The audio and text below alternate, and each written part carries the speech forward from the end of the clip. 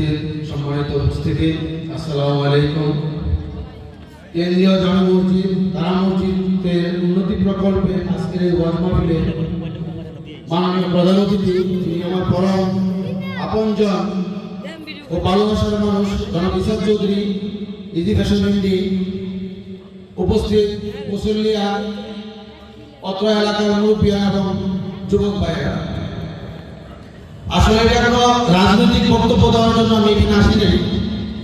আমার পরম যেই হুজুর সাহেব ওয়াজ করেছেন, ওয়াজের মধ্যে কিছু কথা বলেছেন, আমি মনোযোগ দিয়ে শুনেছি।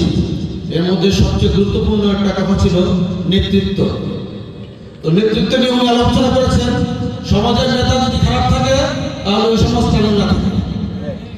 তো আমি আমাদের সন্তান, এই এলাকার ছেলে হিসাবে আজকে রাত পিছনে আমি রাজনীতি করি, একজন পরিচ্ছন্ন রাজনীতিবিদ, সব মানুষ। ডক্টর আব্দুল মহিন খান স্যার, ওনার সাথে দীর্ঘ 23 বছর যখন আমি আসি, ওনার সালাম পৌঁছে দিলাম আপনাদের কাছে। পাশাপাশি আমি ওয়াদাবদ্ধ হলাম, জয়নগরের মাটিতে তথা রাঙ্গাইয়ের মধ্যে কোনো সন্ত্রাস, অন্যায়, জুলুম, অত্যাচার কোনো কিছুর নাম নিশান আমি রাখবো না। আমি শুধু আপনাদের কাছে দোয়া চাই, ভালোবাসা চাই। প্রত্যেকটা ক্ষেত্রে যে কোনো জায়গায় সমস্যা হবে আল্লাহ রাস্তা আমাকে জানাবেন, আমি সর্বদা আপনাদের পাশে থাকবো। এই প্রতিশ্রুতি ব্যক্ত করে সবার কাছে দোয়া চেয়ে আমি আজকের মতো বিদায় নিলাম। আসসালামু আলাইকুম। সবাই আমার জন্য দোয়া করবেন।